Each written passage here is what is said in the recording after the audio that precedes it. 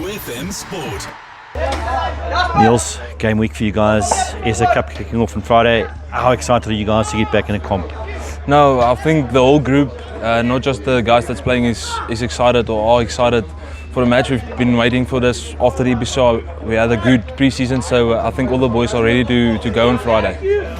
How important is it with this game coming up as Boland, a team that you didn't do all that great against last year to a large degree, to almost like forget who the opponent is and approach it as if you're playing the Stormers or the Bulls or Sharks or someone like that? No, definitely.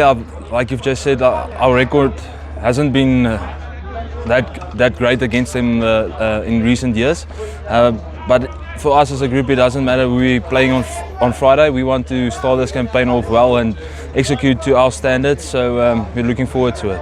How important is it to start well? Because this is a very tricky game to start, and then I think you're going to the Leopards, and then from there you've got the Pumas here. So it's a tricky little block of 3 matches to start off with. No, definitely. Like you've just said, 3 tough matches in a row. Obviously, you want to start the tournament and the campaign off on a high note and get the W after your name. So Boland will be a tough opponent. We all know that. And then obviously it's Leopards, also not easy away match. Being an away match, Leopards, you want to start well, and then obviously it's the Pumas that's going to be tough as well. En as mense kyk na julle oefenwedstryd teen die Griekwas, is nou die Griekwas, die Griffins, is julle enigste slypwedstryd gewees. Boland het 5 of 10 gespeel, het nogals besig gewees. Maar die belangrike ding vir my was vir die spelers wat jaar in jaar uit nie genoeg of gereeld speelkans kry nie, het hulle hande regtig op sy ouers is Christian Jooste. Hoe belangrik is dit vir die groep en vir die Cheetahs? Nee, definitief.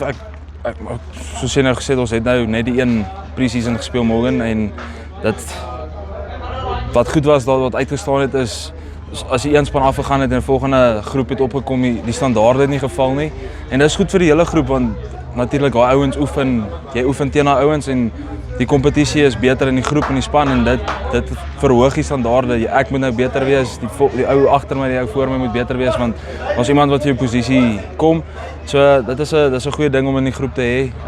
So ja, ons is almal bly daaroor, en ek dink die afrigters ook natuurlik. Ja. En laastens, dit is maar nou 'n bietjie van 'n cliché in rugby, maar dit Vrydag gaan wees om alles oor die basiese dinge reg en te doen en vir 80 minute.